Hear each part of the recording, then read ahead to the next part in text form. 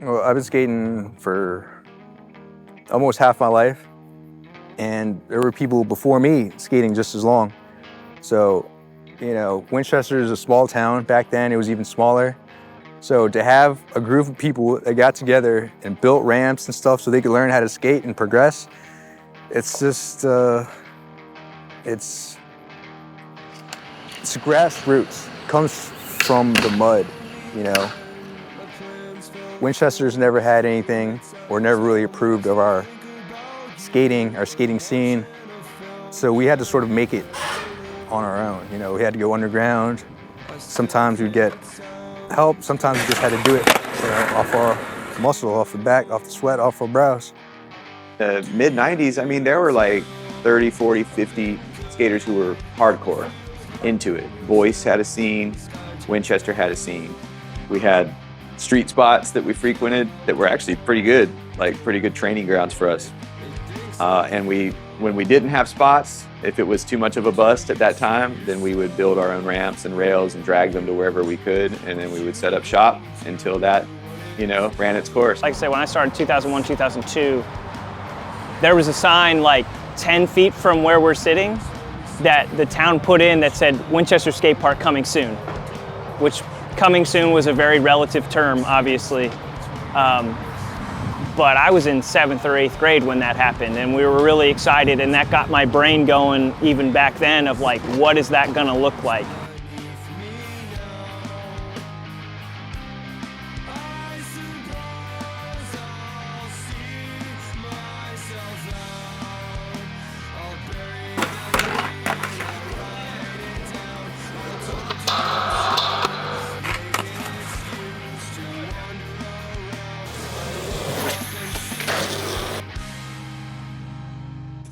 Winchester is a very beautiful place, steeped in history and lively in terms of culture, but not necessarily the culture that I was interested in. As I grew up obsessed with art, music, and then skateboarding. And so trying to realize that in our community, trying to create something that inspired us was pretty challenging. But we did it anyway. I'm Dustin Umberger. I'm a teacher, a father, skateboarder. I live in Foster City, California, but I grew up in Winchester. Even though there wasn't like a proper skate shop in the beginning, eventually there was a shop, Element Sports, in Winchester, that was primarily a bicycle shop, but they sold skateboards too. And Mr. Todd, Chris Todd's dad, he was the owner, and he saw potential in what we were doing, and he supported us. He let us put obstacles in the back of the shop, so we skated in the back of that shop. We had a newsletter that we published that we put in the shop, like local skate news. We looked for other spots, and some of the ones that come to mind were on Valley Avenue. There was a church that let us drag our ramps and rails over and skate for a while. John Kerr Elementary School, which had like the roughest, most gravelly asphalt basketball court. It was close to where I lived on Miller Street. So I was like, you know what? It's not much, but we're going to make that work. And that was a very significant DIY spot for a while. And they never complained. I mean, we just threw our ramps over to the side and they never threw them away or anything. And we also had a spot on this tiny asphalt basketball court in Whittier Acres housing division. I mean, it was just this lonely little basketball court that nobody used. It was barely big enough even to hold like our boxes and rails, and we had like a bank ramp, but we skated there for at least a year or two. We crossed 81 on our feet and running across the highway with our boards to go skate Glaze Homes.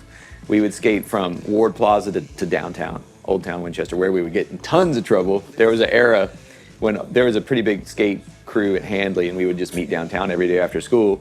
Still during business hours, everybody's totally not into us skating down there, and we get in trouble pretty much every time, but we just had to. That was our spot, But we skated there for at least a year or two, so that was a significant one.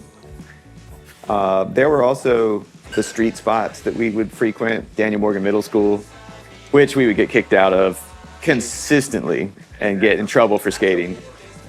Yeah, but when we could skate there, it was great. And it even looked like a schoolyard that you would see in the videos because it had the ledges, it had the big three. and a lot of cool tricks went down. A lot of history is there, right there. I mean, tricks you probably wouldn't even believe. So Montgomery Ward Plaza was our night spot, and that was a legendary spot. They had 2 metal benches in a row. Those benches, by the way, were welded by Eric Pfeiffer's dad. Like, he did that as part of his work, and it ended up being our skate spot. And we skated and filmed videos there. We would get yelled at, though. There, we wouldn't get kicked out so much as people would just, you know, drive by in their trucks or their lowriders and just throw stuff at us or just, like, heckle us. Yeah, and we knew, like, don't yell back, otherwise they're gonna come back. And Winchester's always in the back of my mind, even though I live like 3,000 miles away. And I'm always interested, and I'm always doing Google searches to see, like, is there skateboarding happening here? And what's the condition of the old spots? And is there a new spot? There was the spot, which I didn't get to skate there, but I knew that was like one of the beginning community hubs for skaters. So I drive around now and I see how limited we were, but I also see so much great potential now with just the current attitudes towards skating and the fact that we did it, man. It took 30 years, but there is a skate park in Winchester now. You know, we went a long time without one. Even though we had one, got it taken away. Now we have one again. So it's cool we're back at that phase, that level, where we actually have a park. It's a start, you know. It's the foot in the door. That's the way I see it. I'm Wyatt Vaught. I'm 37 years old, and I'm from Winchester, Virginia. But it took probably between 10 to 15 years from that point, I guess, you know, maybe a little less than 15, but in 2015, finally something showed up. It was not at this spot. It was over in Christensen Family Land. I know the trajectory of that changed a ton because at one point, maybe 5 years before that, probably 2010, there was a push. I don't know who was involved in that, but by 2010, I know my buddy John Goodman was on the front lines of that. There were some other people, probably Tristan Moss, and a few other people that were going to meetings and involved in those conversations of what that park was going to look like. At some point, designs got put in place. I think those designs came from American Ramp Company or one of those subsidiaries, to which I've seen the plans, and I think the original budget for that was $75,000 or something. What I saw on those plans is not exactly what got built. I don't know when those conversations took place, but it started with a couple of ledges under the roof in Family Land, which I thought was a fantastic start because you could skate there in the rain. So it really sucks that that wasn't the ultimate place for it. At the same time, it was probably not a good place for it, I think. You know, a lot of people go in there with their families, with their kids, and people are out there missing tricks, shouting curse words at the top of their lungs, was probably not what the park was going for. And I heard at the time that supposedly the helmet rule was so strictly enforced because we're under a roof, so you have to have it a certain way. I don't know if that's true or not. I just know that that helmet rule ultimately was the biggest contention point for everybody. That helmet rule basically ended that park. So you've got a skate park that everybody wants to skate, that you're kicking most of the people out because they're not doing what you want them to do. And while I completely understand why the town wanted them to follow that rule, at some point they fired that guy and they didn't have anybody enforcing the rule anymore. And then they put a fence up and locked everybody out. I don't remember much discussion about it. I just remember it being a news article saying, this is probably gonna be done. Winchester Skate Park happens 2015. I think it's gone by 2016. Very short-lived. And at this point, I was moving from Front Royal to Strasbourg and learned that Strasbourg was having their own skate park thing going on. And they were trying to get that going. And as I'm working on that in probably 2020, 2021 or something, somebody through the grapevine mentioned to me that Winchester was talking about starting back up again. And I shot an email out to the head of Park and Rec, who was Chris Conyar at the time, who I didn't know at the time was the new head of Parks and Rec, and said, I'm working on this for Strasburg. I would really like to help do this for Winchester. You know, the second week on the job, I had, you know, the guy that helped us, Wyatt, he reached out to us and, you know, just said, hey, you know, something to consider, something to think about. Right. You know, and being a new director, you know, you got a lot going on.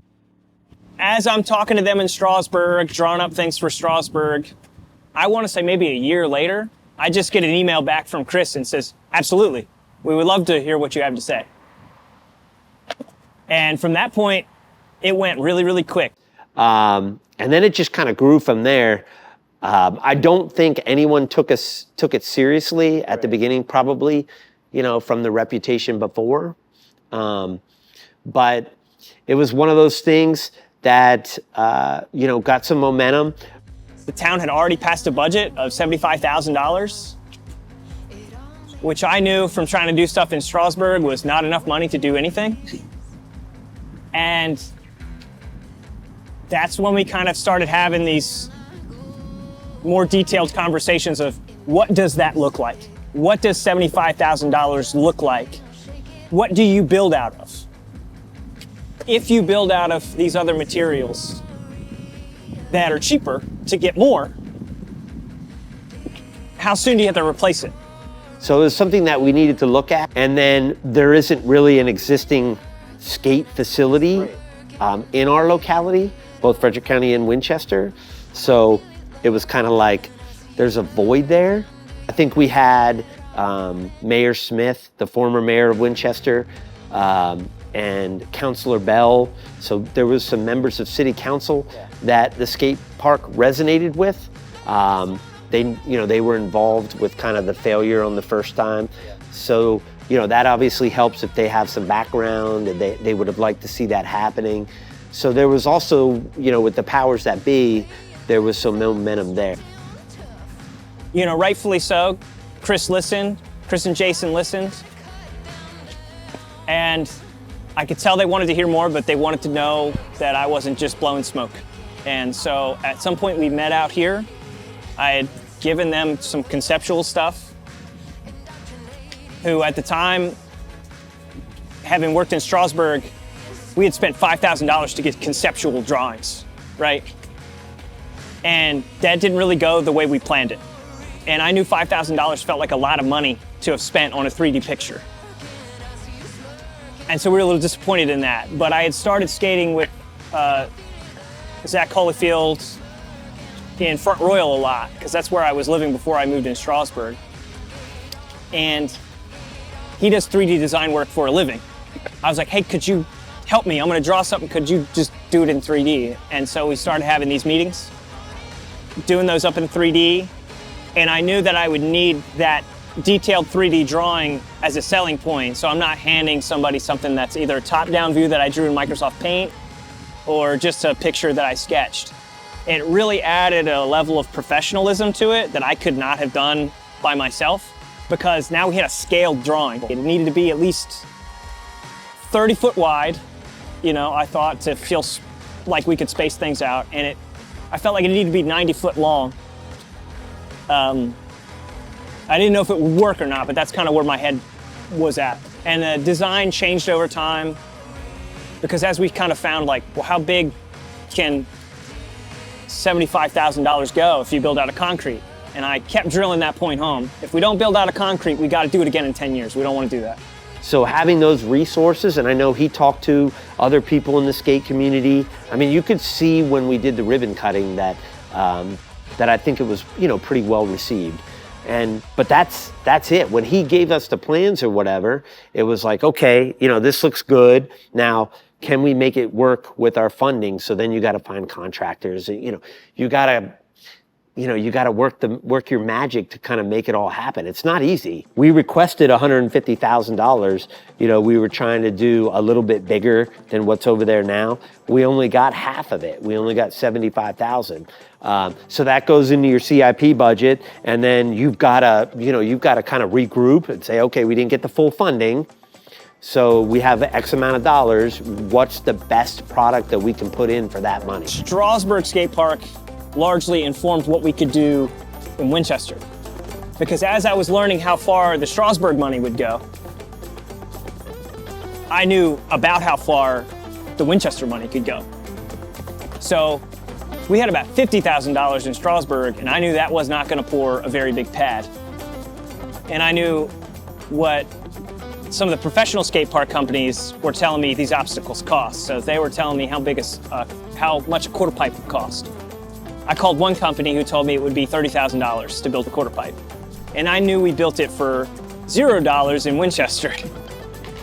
And I thought, that's a pretty big gap. Both those answers can't be true. The original concept was like, you know, hey, that's gonna probably cost 150, let's put 150 in. Okay, so when you don't get it, you know, you gotta regroup and you gotta say, okay, so what's the best possible? And we really finagled a lot of different details. It's a difficult question. They're the guys with the expertise, but it's an overhead we could not afford. It's an overhead we could not afford in Strasburg. The money is just not there to build that kind of park. But if you build the park that you can afford with $75,000, you have to rebuild it very soon after. It doesn't last long enough. So is there a middle ground? Can we DIY it? That got shot down pretty quick. Like, we can't just DIY it. We can't do what we do at the spot. But Chris very quickly acknowledged, that's a pretty nice ramp you guys have out there. It's not bad. It's stood the test of time. It's not falling apart. If you build it out of concrete, it's very unlikely to fall apart. And so I think he understood that inherently, yes, you can have these DIY elements, but you can't start there because there's people far above him in the town government that are gonna be like, oh, you can't do it that way. Most of these general contractors can do anything but a transition ramp. So if you give them basic shapes, handrails, they do it every day. Basic slope ramps like handicap ramps, they do it every day. Ledges and stuff, they do it every single day. The only difference is they're putting coping onto the side of them. So we knew we could save a little bit of money there, and we knew the price point for a skate park company to build it was up here, but the other issue with a skate park company is none of them are here. We were fortunate enough to have our concrete vendor here doing sidewalks and doing all the work for our turf fields. You know, since they were already on site, they were able to pour the pad, so we saved a bunch of money just on the original pad. And they did a nice job of just putting the original. And then Wyatt connected us with a contractor that was in the skate community. And I feel like he kind of hooked it up. So $45,000 just for the pad. I was like, we can get a box and a rail for $30,000. No problem. That makes sense. So we knew we were there, and then Zach ended up in touch with his old buddy, Josh, who owns a concrete stamping company. But I knew I wanted that drop off from the first pad. And I knew that the way the land sloped, you could do that without excavating too much. So his buddy kind of came in and could work at around the same rate as the first company to kind of give us that steeply discounted rate from what any skate park company could give us, from what any concrete company could have given us. I want to say at that point, we were probably working on friend prices for sure. And he said, I can do the 30 by 30 pad down there. I can get you the ramps. But we wanted ledges off to the side, and he needed to pour the box too and the rail. Well, luckily, Winchester has a metal shop.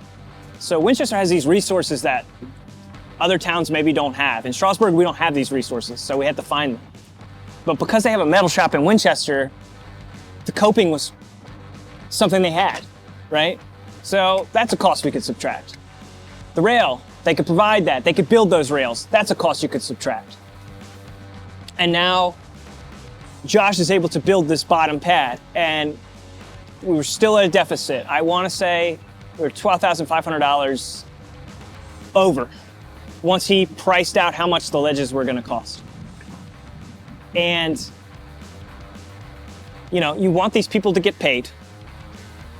And I think Chris could tell, like, this guy is really bending over backwards to help us make this happen, to look the way we want it to look, and to be something that's going to last. And so he found the money. I don't know where he found it, but he found the money. He found us like $12,500 more or something to that effect. I think the total cost was $87,500 or something to build what we have here. And Chris found that money out of his budget somewhere. And because of that, we were able to get the drop-off ledge, the ramps that go down, 2 ledges on the sides, a ledge in the middle, and the box on the top. And because they could provide the metal, we got the rails. But it took a while, but that's how it worked out. And Chris really worked with us. He really tried. Him and Jason just, anytime we needed a meeting to talk about something, you know, I could tell that they were working behind the scenes, double checking numbers so that when I came to them and told them what a price would be or roundabouts, they had a good reference point for if that was a good number or not. And before long, we had this really, you know, good relationship going where they really started to trust me when I would say, I think this can be done this way. And they would say, okay, let's figure out how to get there, you know. So they've just been really awesome to work with. I don't know what the attitude was before, but obviously from 2015 to 2024, within that 10 years, the attitudes of the Winchester Town Council or City Council changed to where they wanted to put money into it. How much of that money, you know, was realistic? I don't know. I don't know if they just went off of the old budget. But what we ended up being able to do was build a skate park out of concrete for about half or a third of what the national average is for what it costs to build a skate park. There are people who have reached out to me who are very appreciative that Winchester ended up with a skate park again. People can thank me all they want, but all I wanted was to say what it looked like. The town had already allocated $75,000. We were going to get a skate park. What that skate park looked like was kind of up to us. So, you know, I think we'd still be sitting at a skate park right now regardless, but what it was made of and what it would look like very much changed over time. So it is very much the people who were on the city council at the time. It is very much Chris and Jason that drove that, who said, we are building a skate park. That they did allot that money to a skate park fund and said, we are doing this again. This is literally, I feel like is a very good example of recognizing the trends, listening to the community, having the community help us, you know, on what to put in and then making it happen.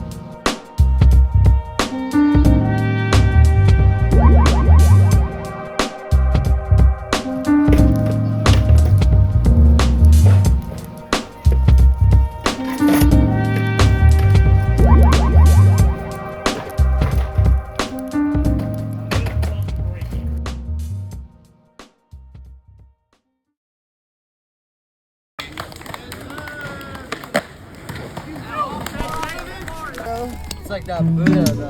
What the hell are you doing, bro?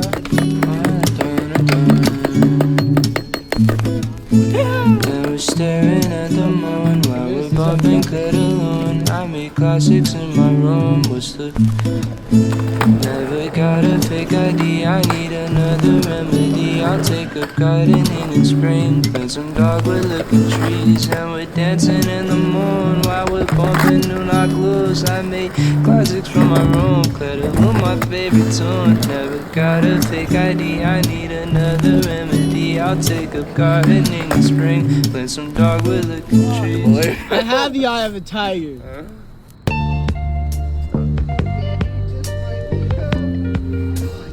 I'll teach him how to be a man. I'll teach him how to get some money in life and get a little bit under his fucking feet. Yeah. Put some shoes that fit him on. Some pants that fit him as well. Oh, baby.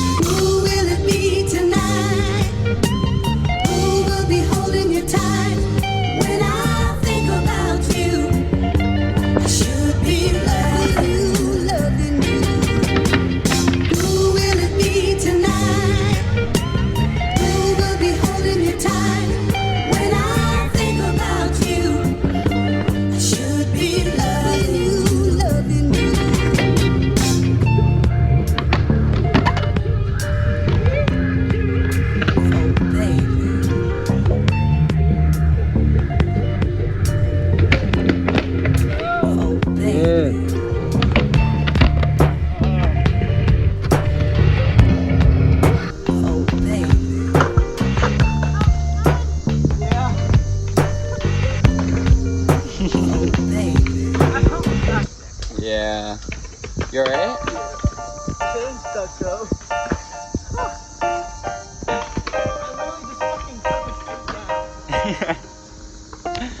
Poser picks up board.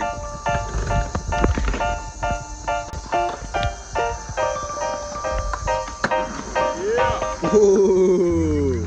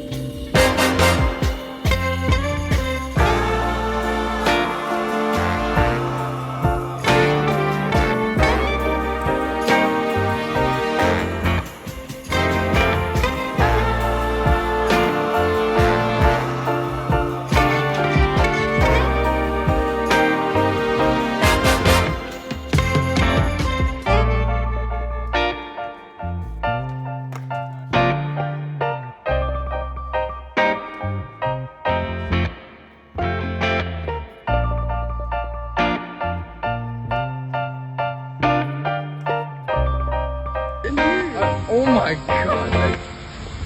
Oh shit. Oh my fucking. Oh shit. What the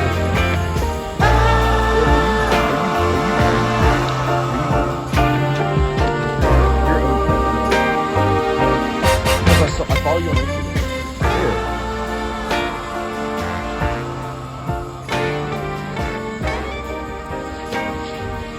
Holy shit.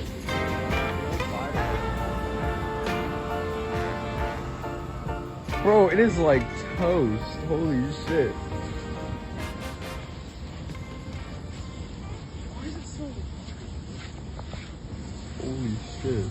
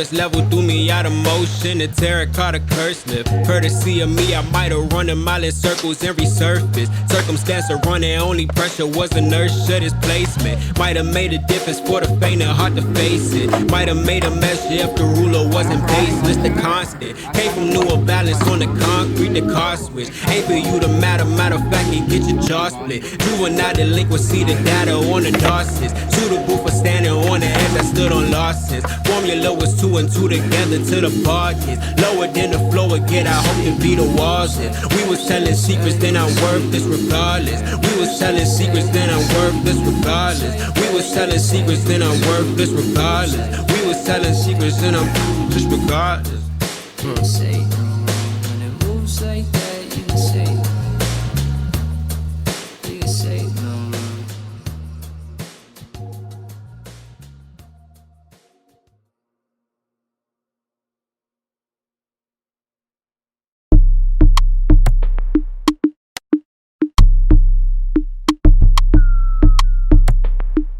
Who's buttered? It's been a while, out there playing righteous. I stay by the light switch, but it's 0 cracks in my liking. I fell for the right one. Oh my, I feel just right here. No reason right there. No reason. No reason. Let me refresh on the basics. Road running on my mind like some A6. Say, baby, tell me something, what's your deal? I like to put a little something on my oatmeal. I think we should know each other. I've been trying all day, but I don't wanna know another. It's been a while, hot day, playing righteous. I stay by the light switch, but it's 0 cracks in my liking. I fell for the right one. Oh my, I feel just right here. No reason, my dear. No reason. No reason. Maybe we could get together. Split apart, baby, it's a long week and they see you in forever. Oh, 2 days, like 2 years. 3 cheers for the 5 days. I miss you while at work. I've been all alone in this room on an update. When you coming home, hope it's soon. I've been waiting. When I get a call from your phone, it's elation. My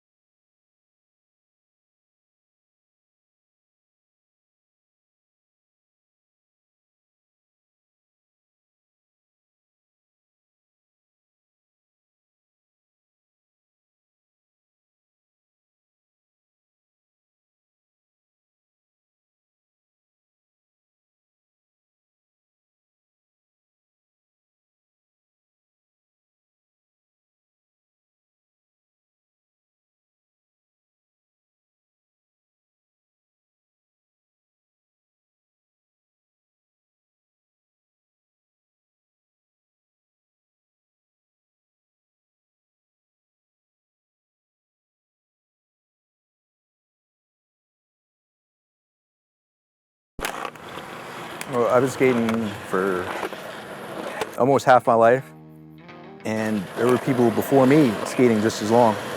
So, Winchester is a small town. Back then, it was even smaller.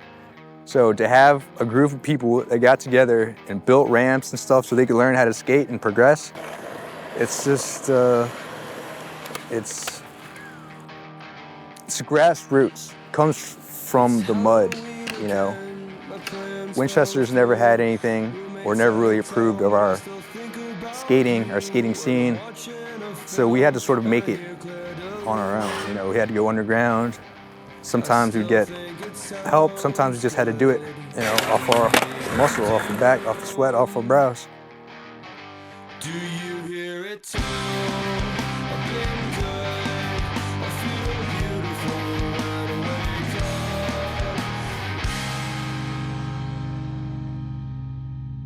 I know that there's a group of people that are still gonna hang on to the spot or still gonna skate privately, which is totally their right. And of course, when you're in a public park, especially when you're trying to get the younger skater, we've got to be careful with some of the negative stigma stuff. The spot had been there before and it remained after. We were always out street skating.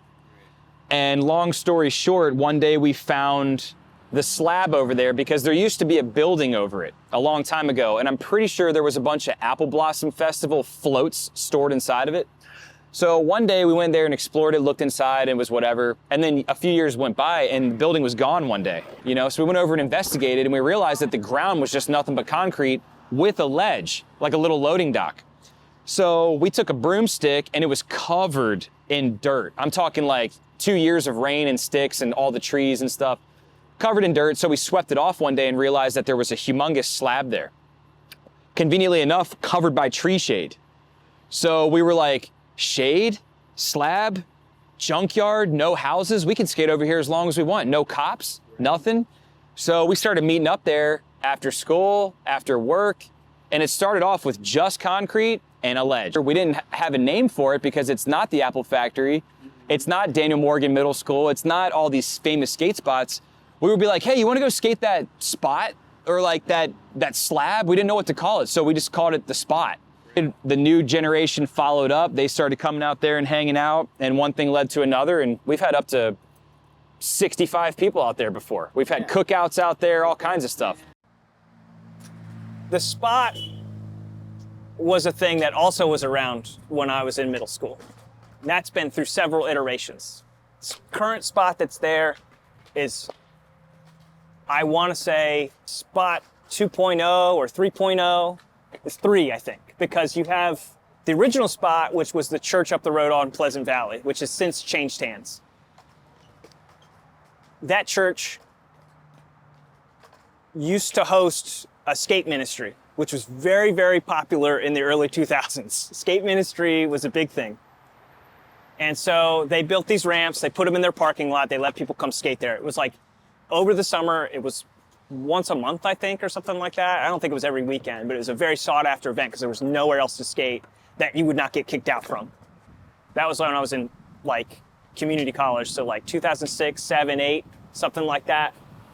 And from my understanding, that all was going really, really well until some kid was getting in the way of somebody trying to go into the church in the parking lot or something like that, and got mouthy with somebody who was just trying to go in and out of the church. And then it just became a contention point for the church. It's do we really want these people out here? As that was happening, it was like, oh crap, this is the end of another spot, right? But that was the spot. We called both of those places the spot. So that was 2.0. And I want to say it's probably less than a year after that, or within 2 years, somebody was over on Wick Lane, and I was told that there was a building there that stored apple blossom floats, that they tore that building down. And it left a building foundation, which was basically one building foundation down to another foundation, which was essentially a loading dock, which is what we had gone to Daniel Morgan for so many years, to just skate a drop that's maybe this tall. And that was there all the time, and nobody kicked you out. So we would go there, and I want to say probably Davey Hess, John Goodman, Brandon Milhan, Michael Griffith. Those are the people who were probably involved in skating there first. Then it got to the point where I would bring my flat bar from my house and set it off the ledge, and I brought one single cinder block. That's it. There wasn't 100, there was one. So we would skate the rail off the ledge, and we would hang out there for hours, dude, and session all day long. And that place was beautiful because, like I said, those trees. That whole group of guys I grew up with would take that rail and stack it on whatever they could off of loading docks, including Apple Factory.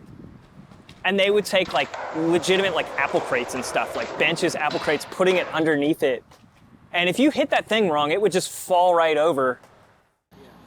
The DIY scene is another important algebra equation to the skate world. Like, you want a perfect skate park for sure. You want a place you can go and the young kids that are, you know, a little like they're getting started. But a DIY spot is super important for another aspect of the scene where it's like, those are the dudes that are really growing it. Those are more of the rugged, like, we wanted a little choppy, we wanted a little dusty, you know? And it keeps skateboarding with that grit. So that's all we had for a really long time, was just one down rail. Then we had that cinder block ledge. After that went away, I want to say, this is over the course of, it was probably 8 years later. It took a really long time for that quarter pipe to get put in there. All I know is that I was there. I want to say, for some odd reason, the guy who maybe owns that coffee shop and the record store or whatever, so that guy Nate, I think he might have had something to do with it. But you could ask Davey, Michael, any of those guys, figure out who put that there. But I was there.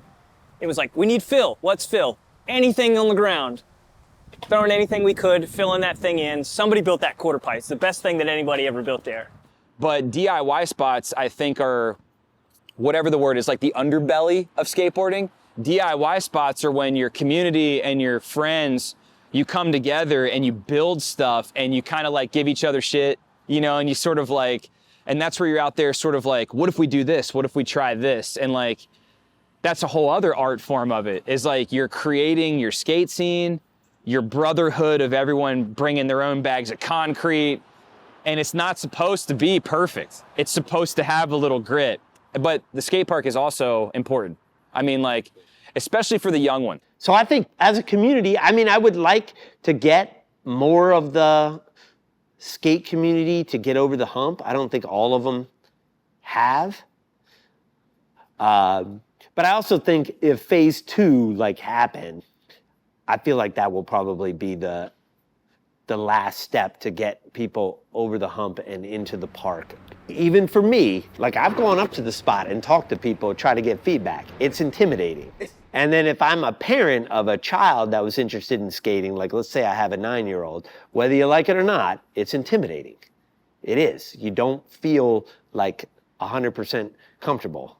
Like, you know, me walking up with a lime green collar shirt, you know, I'm going to immediately be an outsider. Whereas Jim Barnett Park is a different story. Right. It's a little bit more inviting. You know, there's always going to be that for anything. It's like not everyone that's skateboarding is going to be, you know, on their best behavior, so to say. They're going to be like, you know, just doing whatever. It's not a representation of what everyone's doing. It's kind of hard to like, try to make it like, I don't know, like it's like palatable for people that don't skate, because people that are going it all the time, like, you know, that's where they're gonna go, like regardless of what it looks like. It's not gonna be pretty, but you know, it's just their place to kind of meet up, you know, talk shop, you know, hang out with their friends, just kind of get away from, you know, whatever they got going on, you know, work or school or whatever the case may be. But average day at spot, you show up, you know, you don't even gotta call anybody, you just show up, everyone's already here, you know, everyone's vibing, music going, you know. and everything that comes along with that. People riding skateboards, you know, just vibing, feeling each other's hype, energy. It's like a transfer of energy. That's what I like about it. You know, so you see someone do something cool or something funny, it makes you feel good. You know, it inspires you. You know, I get a lot of inspiration from Spot. I mean, even with all the construction happening, we're still here. You know, we can still skate Spot. As far as I can see, the construction company's been pretty lenient with us. They could have easily bulldozed this place months ago. They haven't. You know, so at least they give us that respect. If they were to take it down, I don't know. It would suck. You know, spent years here. There's always going to be like that kind of like sense of, you know, community that goes with Spot. You know, if Spot's not there, you know, the people are still there. So, you know, they're coming here to the skate park now, or they are organizing other stuff, or they are planning to do things, you know, go to trips to go to other places, other skate parks, you know, check out other parts of the country, other parts of the state. So I think that the kind of like the, I don't know, the spirit of Spot's always going to be there, even if it's not there, like physically. The Spot really leads to that whole DIY aspect we talked about, right? And I think it shows the power of that community, because skateboarding did not exist before the Spot, but it was very fragmented. It was very much friends playing, skating with friends in areas, and it was 2 or 3 here and 2 or 3 there, and there's a big gap there. And the Spot became the universal meetup spot, and I think it was so important that the community as a whole invested time and energy into it, and they really did create a welcoming space where groups of people became friends there who would not have met otherwise, right? Like, there's different types of skaters, there's different attitudes about skating, there's different skill levels, there's different age groups, and the Spot became a very equal ground for that. And I think the peril of the Spot is that it was allowed to be used on a wink and a nod. I think a lot of people in the city would either choose to ignore it or not dive into the complexities of what that was.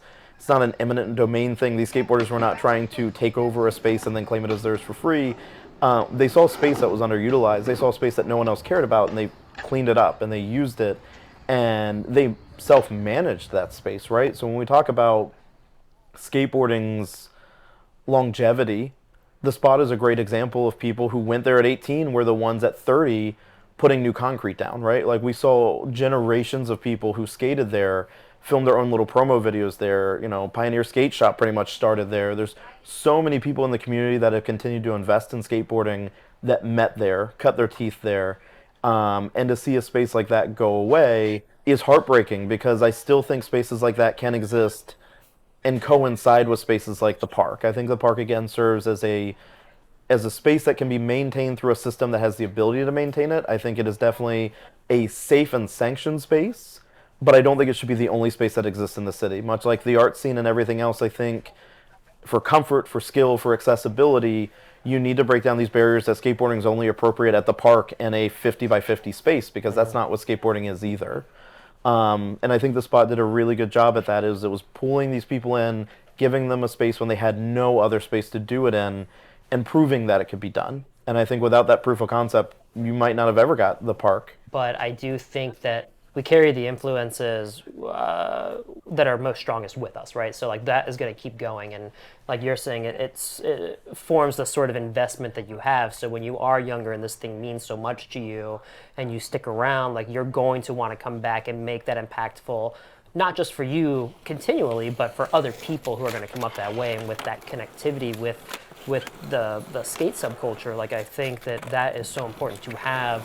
Almost like a diversity in venues and spaces for it. So yes, you should have a place where a city gives you something where it does have between these hours and in these parameters, you can come here and it can maybe be more family friendly, accessible, but then you also have these other pop-up spots that can further that generation that wants to get their hands dirty and make it feel like they're making an impact as well. I think skating is not just getting on a board and going wherever anymore. I think it's let's make this place a more permanent spot for me, for you, and then the people who are coming behind us. The emotional attachment to place is valid, right? We just talked about why people should invest in Winchester, so I'm not going to say it was just some concrete, get over it. I think that's dismissive. But I do think it speaks to the resilience of skateboarding. I think it speaks to the excitement of finding new lines to skate. I don't think the skateboarding community will take spots lost and just stop skateboarding. I don't think a lot of the skateboarders I know will just go to the park and call it a day.